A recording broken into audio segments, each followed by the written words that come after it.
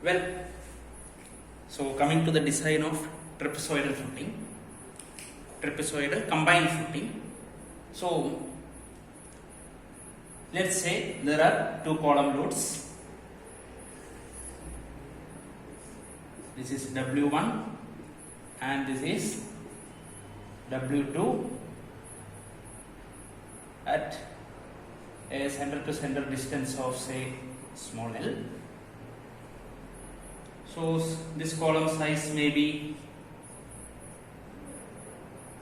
B1, and if this column size is B2, now how to design a trapezoidal combined footing for this column loads, and this center to center distance is fixable, so it will be given by the structural engineer, right? Now if there is some boundary conditions, like say if your boundary ends here or here, then there may be a condition such that the footing projection beyond the edge of any one of this column cannot extend beyond some distance. So that condition also will have to be satisfied. Now let's say if you want to design this as a trapezoidal combined footing, let us see the top view. Let's say if this is your D1 and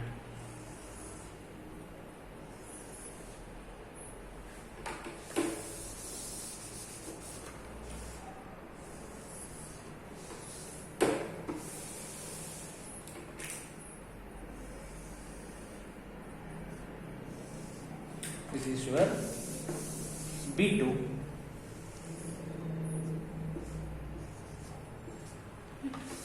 and the length of the footing is capital L, right? So the data, the geotechnical engineer will give you the SBC, safe bearing capacity, after geotechnical investigation. So we are having the column dimensions B1 and B2, column loads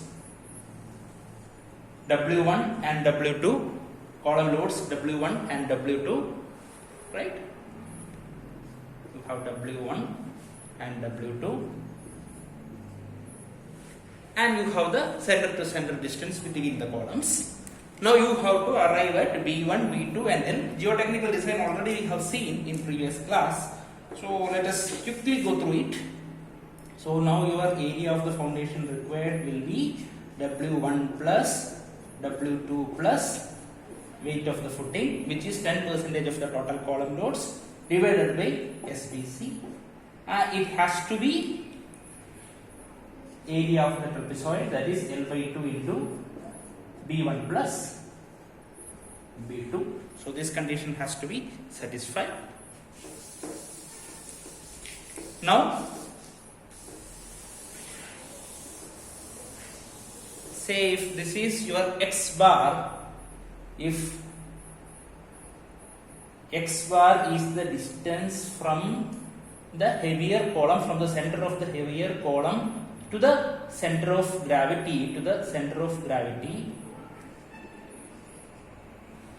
so the condition is such that your center of gravity, the centroid of the trapezoid, should coincide with the center of gravity of the loadings, right? So your W here, W1 into L, W1 into L, if you take the moment about this point, W1 into L is equal to W1 plus W2, which is acting here, into X bar. So your X bar is equal to W1 L divided by W1 plus W2, right? Fine. So So please note down this. Now you have the area of foundation is equal to L by 2 B1 plus B2 and X bar is equal to W1L by W1 plus W2, and you can write, say, if this projection from the center of second column, if this is A2, and if this projection of the footing from the center of the first column is A1, you can write your A2 plus X bar is equal to it should be the distance of centroid from the longer edge, so that is equal to L by 3 into B2 plus 2B1 by B1 plus B2. So from all these three expressions, now you have to arrive at what is your L, B1, B2, A1 and A2. So you have three equations and 5 unknowns. So you will have to assume any two of them, say A1 or A2, A1 and A2 or A2 and B2 if you have any restriction along this direction in this land. So you have to assume any two parameters and you can find out the three other unknowns, and you will arrive at L, B1, B2, A1 and A2.